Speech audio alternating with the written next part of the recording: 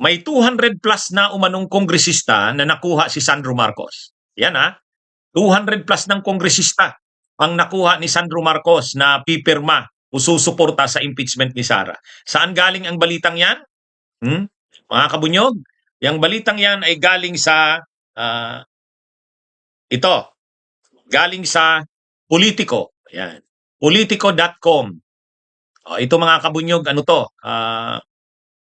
Ayan ipakita ko ang ating picture. Ayan. 200 votes secured. Sandro Marcos reportedly leading impeachment push for Sara Duterte. Tingnan nyo yung logo sa taas, Politico. Ang Politico ay bahagi yata ito ng Bilyonaryo News Channel.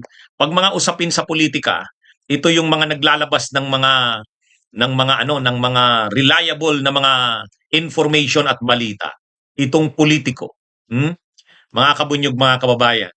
Kaya ayon dito sa Politico, 200 votes na di umano ang nasigurado na.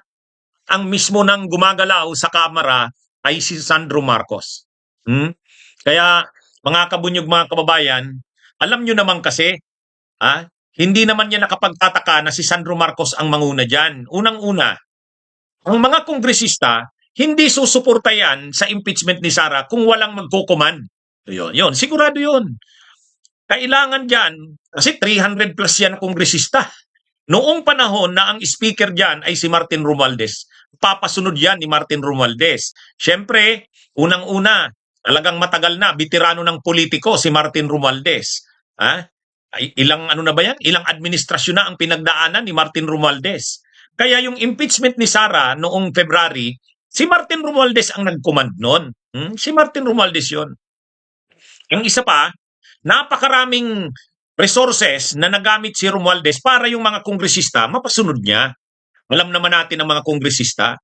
Paano yan? Kung maliban na lang doon sa iba na may paninindigan, talagang susuporta yan sa impeachment, may usapan wala. Halimbawa, yung Makabayan Black, wala. Ano yan? Talagang susuporta yan, may impeachment, ay may usapan wala.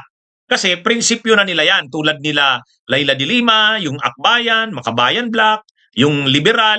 Pero pagdating sa ibang mga kongresista, naghihintay yan ng pabor na ibibigay ng administrasyon. Ang lagay ano ba sa amin diyan? Noong panahon ni Romualdez na ikukumand niya yan. Kaya tingnan niyo yung nakuhang boto noon. 260 yun 260 yung pumirma doon sa impeachment ni Sara noong 2025.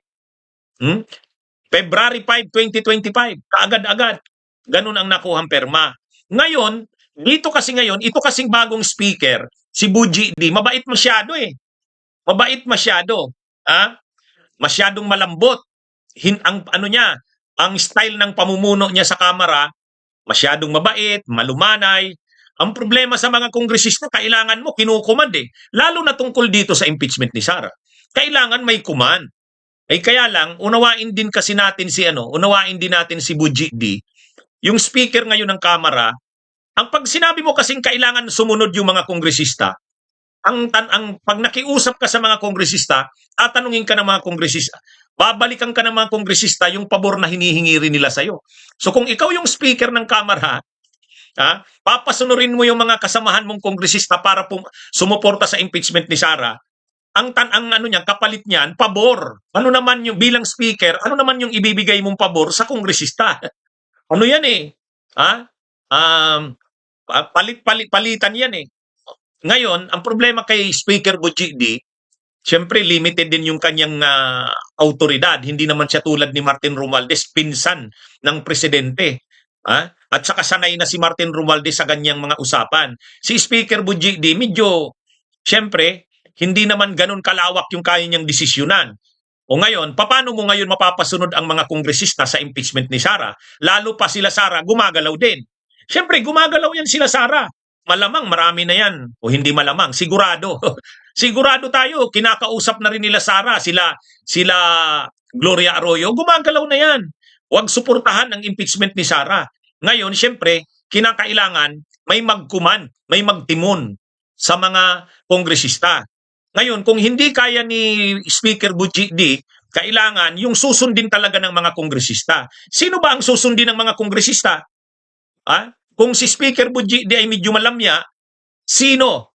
Sino sa Kongreso ang pwedeng sundin ng mga kongresista dahil ano siya, may autoridad ang kanyang boses. Ay siyempre, yung anak ng presidente. Siyempre, yung anak ng presidente, majority floor leader, si Sandro Marcos. Kaya ngayon, ang balibalita, nakasigurado ng 200 votes. Si Sandro Marcos na mismo ang nangunguna. O yan. Kaya ito, kapag si Sandro Marcos ay gumalaw na, kung ikaw kongresista, kinausap ka ni Sandro Marcos, hindi na, ang titingnan mo diyan, hindi si Sandro Marcos, yung nasa likod ni Sandro Marcos. Sino ba yung nasa likod ni Sandro Marcos? Ay di ang presidente. Presidente. Kasi kung hindi ang presidente ang nasa likod niya, hindi sang-ayon ang presidente sa impeachment ni Sara, gagalaw ba yan si Sandro Marcos ng ganyan? O sige nga. Di ba? Siyempre si Sandro Marcos, gagalaw yan ng ganyan dahil siyempre nagtanong muna yan sa kanyang ama. Ay siyempre, malinaw na dito, may go signal ang presidente. Yan. At kapag si Sandro Marcos na ang gumalaw, sunuran na niyan ang mga kongresista. Sunuran na yan. Kaya, anumang gawin ni Sara Duterte, anumang gawin nila Gloria Arroyo, anuman ang pananakot ng mga DDS, anuman yung sinasabi nilang, sige, suportahan nyo ang impeachment ni Sara. Pag nanalo siya sa 2028, lagot kayo. Wala yun. Hindi uobra yan kasi kapag ang gumagalaw na mismo, si Sandro Marcos na, galaw na yan ng Malacanang. Galaw na yan ng Malacanang. Di ba? Hindi sa totoo lang. Sa totoo lang, yung impeachment ni Sara, kung ang nagsusulong lang yan ay yung Makabayan Black, sila Laila de Lima, hindi lulusot yan. Hindi lulusot yan. Ang malinaw na dito, talagang mayroon ng mayroon ditong basbas na ang Malacanang. Igo nyo na yan. Igo nyo na yan. Makikita naman natin yan doon sa butuhan noong Justice Committee. Imagine niyo 54-1, 0 abstention. Di ba? Kumbaga 54-1. 54-1. Hindi man lang hindi man lang one-third yung against. Kaya itong mga kongresistang nagsasabi, halimbawa si Congressman Ronnie Puno ng National Unity Party. Anong sabi ni Congressman Ronnie Puno? Sabi niya, hindi kami boboto hanggat walang matibay na ebidensya. Drama lang yun. Drama lang yun. Ano yun? Kukontra na ba si Ronaldo Puno ng National Unity Party? Kukontra na ba sa command ng administrasyon? Hindi yan. Hindi yan. Ano na ito mga kabunyog, mga kababayan? Ito, sa tingin ko dito, magandang development ito. Kasi makikita mo na dito, wala na yan. Lusot na yan sa Kamara. Kumbaga, done deal na yan. Pero kung hindi gagalaw ang Malacanang dyan, lalo na't wala na si Romualdez, tapos mahina pa si Speaker Budjigdi, baka talaga makukuha pa rin yung 105 na votes, yung 1/3, pero pahirapan at saka baka lumampas lang ng konti, baka mag 125 lang or 115, ganun. Pero kung ganito na si Sandro Marcos na yung nagtitimo, nagkukuman, na yan, Malacanang na ang nasa likod dyan. Finish na yan. Hindi, sa totoo lang. Tanggapin na ninyo yan. Tanggapin na ninyo yan, mga DDS, na na ito. Finish na si Sara dyan. Pagdating sa Kamara. Pagdating sa Kamara. Na yan. Sigurado na yan, mga kabunyog. Mga kababayan.